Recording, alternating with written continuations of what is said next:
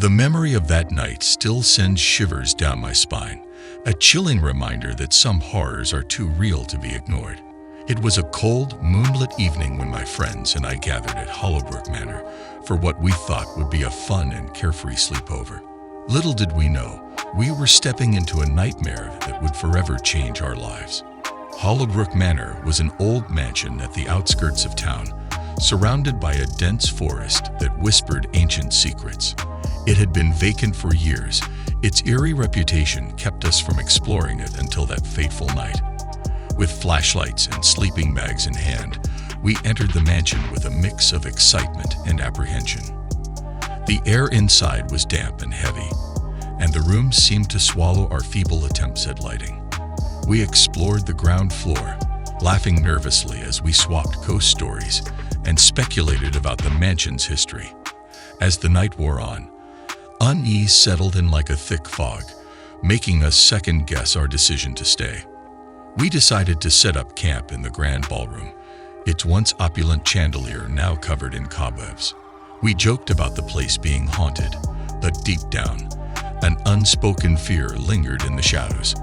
I tried to brush off the feeling, attributing it to our overactive imaginations, but the creaking floors and distant whispers were impossible to ignore.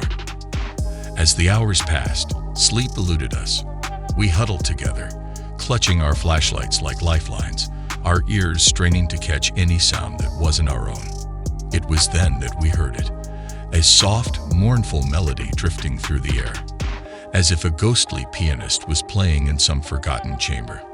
We exchanged uneasy glances, our laughter silenced by the haunting tune. With trembling hands, we followed the sound, our flashlights cutting through the darkness. The melody led us to a door that opened into a dimly lit study.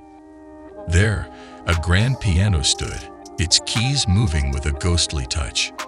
None of us dared to approach the piano, but the keys continued to move, creating a melody that seemed to tug at our very souls. It was as if the music held a message, a story of tragedy and longing that transcended time. We stood there, frozen, until the last note faded into the stillness of the room. The spell broken, we rushed back to the ballroom, our hearts racing. The mansion seemed to close in around us, its walls holding secrets we were not meant to uncover. We debated leaving, but the forest outside felt just as ominous as the mansion's interior. So, with trembling resolve, we decided to stick together and wait for dawn. As the night deepened, our nerves frayed. The atmosphere grew heavier, and the air seemed to vibrate with an unnatural energy. Shadows danced along the walls, taking on forms that sent waves of terror through us. It was as if the mansion itself was alive, feeding off our fear. Suddenly, the temperature dropped, and a bone-chilling wind swept through the room. The candles flickered and dimmed, casting the ballroom into an eerie half-light. In the center of the room, a figure materialized, a spectral woman dressed in a tattered gown. Her eyes were empty voids, and her gaze bore into us with a mix of sadness and longing. None of us could move, trapped in the grip of a terror beyond words. The figure's lips parted, and a voice, soft and ethereal, filled the room. "Help me," she whispered, her voice carrying a weight of sorrow that made our hearts ache. A mixture of compassion and fear overcame me, and I managed to find my voice. "What do you want? How can we help you?" The figure's form wavered, and for a moment, I thought I saw a flicker of gratitude in her gaze. "Release me from this torment," she implored, her voice echoing in the chamber. "My spirit is bound to this place, trapped in a cycle of despair." With those words, her form dissipated, leaving us in stunned silence. The weight of the encounter hung heavy in the air, and the realization struck us. Hollowbrook Manor was a prison for a tormented soul, and we were unwilling participants in her haunting. Dawn eventually broke, and with the first rays of light, the mansion seemed to lose its malevolent grip. We fled the place, our hearts still racing, our minds grappling with what we had experienced. The memory of the spectral figure's plea haunted us, a constant reminder of the darkness that had touched our lives.